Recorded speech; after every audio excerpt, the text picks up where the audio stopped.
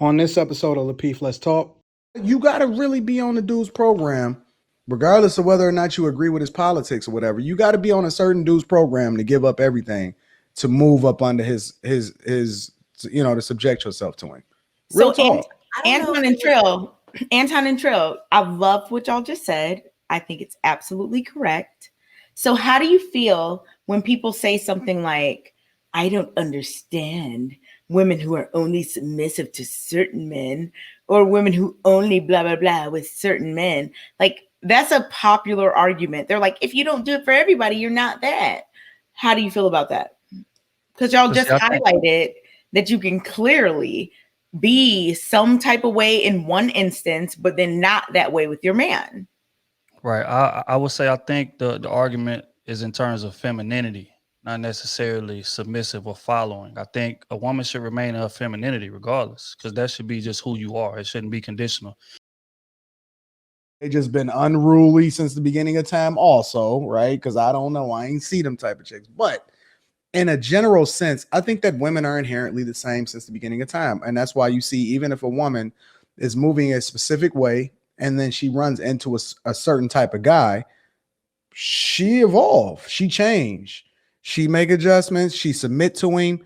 Most women, I think, that are in these situationships are really in situations where they just settle in for the circumstance instead of really being in an ideal situation. I think that there's a lot of guys that didn't drop the ball as far as their ability to be able to govern and become the man that they're supposed to be, which ultimately the woman is supposed to submit to them. But I think that women are the same. I honestly do. I don't know a whole lot of unruly modern women in real life. It wasn't until I really started participating on the internet that I started seeing these chicks out of control. And that's weird to me. But yeah, I think that women are inherently who they are. I don't think it's no mystery. I think that the curse aspect of it is because we've dropped the ball, we finding ourselves in a space where we got to deal with a lot of this type of stuff. But that never should have happened in the first place. So I think that women are inherently who they are. I think it's certain types of guys that's just never had a problem with women moving a certain type of way around them. That's not a problem for dudes that's winning, honestly. And maybe it's because they're the quietest of the bunch. Because they win and they not on here complaining. But for dudes that's winning, they've never had a problem with dealing with women and having women move a certain type of way. Yeah, and when it was like your reviews analogy earlier about your young. It is. It is. Same thing. Most dudes ain't having that problem. About it, I'm not referencing specifically out of just relationships. So I do understand that aspect. Dudes that are in successful relationships or marriages or what have you, whether out here on their purpose and winning, are not complaining about modern women per se, for the most part. Trill, gosh, you see the rolling bar at the bottom. I saw when that first popped up.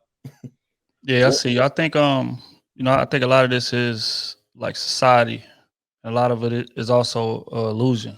Don't get me wrong, there has been like a uprising as far as empowerment for women over the past 50, 60 years, something like that. So, a lot of women do feel like empowered to like compete with men, like challenge men on the equality level. But I also feel like what Anton says is 1,000% right. Regardless of how strong that woman is, regardless of how much that she accomplishes, regardless of how much money she makes, if she runs into a man that she feels like is capable of leading, she will follow suit. I think most women, regardless of the circumstances they in, they looking for a proven structure to follow. And I think it's just hard to find that proven structure because men have, again, kind of paved the way for them to doubt us, doubt our leadership, different things like that. So it's like it's hard to blame them for that because that's what the circumstances call for. But if they run into a solid dude who's not really moved by any of this back and forth online, not really moved by, say a chick's circumstances, for instance, like what Kayla spoke about earlier, in terms of, a woman having to take care of her whole family and all of that. And, understanding that it's going to be a ride, but, still this is a solid functioning unit. You're going to come over here and I'm going to take care. You're going to fall into the system and you're going to be all right. I think if women ran into more men like that, then we will see less of what we see today, but they don't. So we have what we have. That's my take on it. You know what's so wild about that? The perfect example for that, and I didn't necessarily care about his policies when he was a president, but I understand how he moved. He moved a certain type of way. Obama. Like if you understand the story of Michelle Obama and how the state that she was in, and she was already in her space and she was winning, and if I'm not mistaken, she was already working for like some high powered, firm or whatever like that. She very much, yeah, she might talk tough to you, but when she ain't dealing with him like that at all. Like she completely is submissive to him and under his covering. And it's a lot of examples that we can use in popular and modern society, right? But realistically, like he got a certain type of way in which he move and that he command the room, and people adjust to that. They adjust in him. He don't adjust to other people. They adjust to how he move.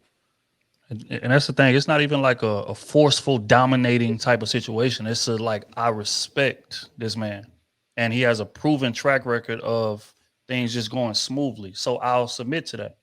And again, it's men. If we're gonna be honest, say for instance, you got a room full of millionaires. Everybody in there is successful, but they all gonna look up to one to maybe two dudes in that room still. Because again, it's just these men, maybe they got more experience. Maybe they got, they've been doing it 30, 40 years. They got a proven track record. So it's like, I'm going to listen when he talk compared to a dude that just got here and he just kind of, he lucked up, not lucked up, but like he just got here. He ain't really familiar with the terrain. But if you run into somebody with a proven track record of leadership, I feel like most women will fall in line. But again, capability is the key word here. And there's just not a lot of that. And wildly enough, she gave up all of her stuff to follow this dude.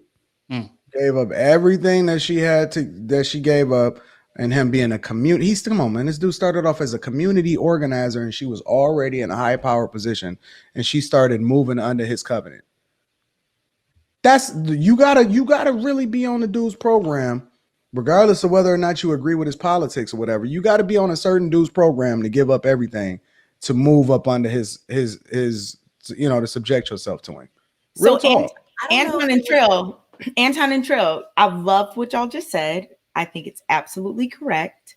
So how do you feel when people say something like, I don't understand women who are only submissive to certain men, or women who only blah, blah, blah with certain men? Like, that's a popular argument. They're like, if you don't do it for everybody, you're not that.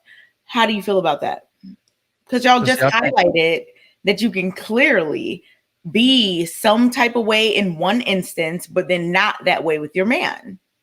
Right. I would say I think the argument is in terms of femininity, not necessarily submissive or following. I think a woman should remain in her femininity regardless, because that should be just who you are. It shouldn't be conditional.